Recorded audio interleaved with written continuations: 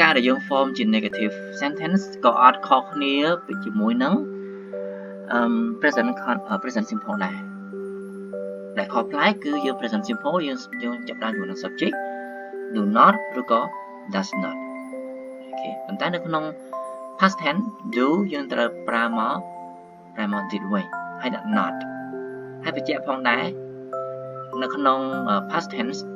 គ្រប់ subject pronoun ទាំងអស់ត្រូវតែប្រើជាមួយ did បើសិនជាយើងប្រើប្រាស់វានៅក្នុងប្រយោគបដិសេធអត់មានដូច present simple ទេព្រោះ present simple យើងមានបែងចែក do សម្រាប់ are you with her he she it ប្រើជាមួយ does ប៉ុន្តែនៅក្នុង past tense ទោះជា do យើងប្រើទៅ did ក៏ដោយប៉ុន្តែអត់មានលក្ខខណ្ឌណាផ្សេងសម្រាប់ he she it ក្រៅពីពាក្យថា did ដូចគ្នានោះដែរអញ្ចឹងយើងមាន did plus not អ្នកខ្លះក៏អាចអានថា didn't អ្នកខ្លះក៏អាចអានថា didn't ឬក៏យើងអាចអានថា did not ក៏បានដែរហើយហ្នឹងក៏ដូចគ្នាអត់អីទេហើយសម្រាប់ការធ្វើ form ជា question ក៏អត់ពិបាកដែរយើងគ្រាន់តែលើក did មកមុខហើយយើងបន្តមក subject បន្តមក verb ហើយខាងក្រោយគឺជា complement ហើយដាក់ question mark មកអញ្ចឹងអាហ្នឹងយើងនឹងខ្លាយទៅជាប្រយោគសំណួរឧទាហរណ៍ Did you walk to school yesterday អូបញ្ជាក់អង្គដែរដល់ពេលដែលយើងធ្វើជាប្រយោគសំណួរយើងលើក did មកមុខហើយអញ្ចឹងគេអាស័ព្ទតែនៅខាងក្រោយត្រូវតែត្រឡប់មកខ្ទង់ដើមវិញហេតុអីពីព្រោះ did គឺជាការផ្ដើមសំណួរដែលបញ្ចាប់ដែលបញ្ជាក់អំពីអតីតកាលរួចហើយអញ្ចឹងគេអាស័ព្ទរបស់យើងដូចជា walk ដូចជា play នេះអត់ចាំបាច់ត្រូវការធ្វើវាទៅជាគេអាស័ព្ទខ្ទង់ទី2ឬក៏ past verb ដែរអូខេអានេះក៏ដូចគ្នាដែរក្នុងការដែលយើងលើក to be មកធ្វើជា short question អញ្ចឹងបើសិនជាវាជា he she it ឬក៏ I យើងផ្ដើមដោយ was ហើយបើសិនជា you with they យើងផ្ដើមដោយ were បន្តមក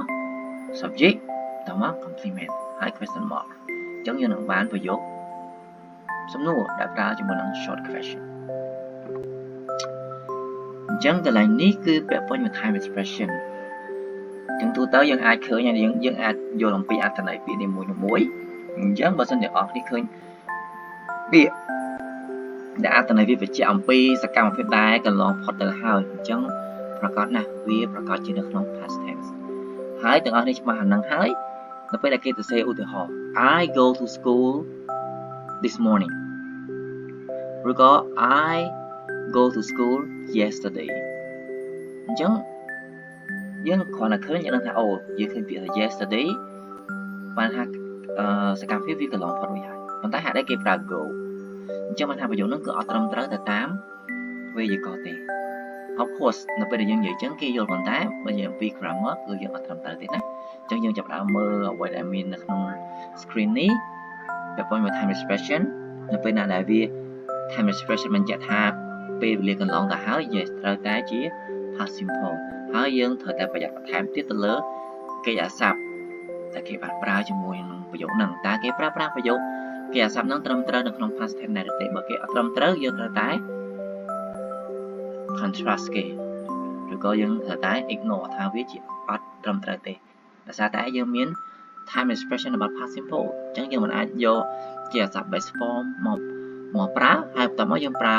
time expression ដែលវាបញ្ជាក់ពីអតីតកាលបានទេអញ្ចឹងវាអត់ត្រឹមត្រូវនោះទេអូខេ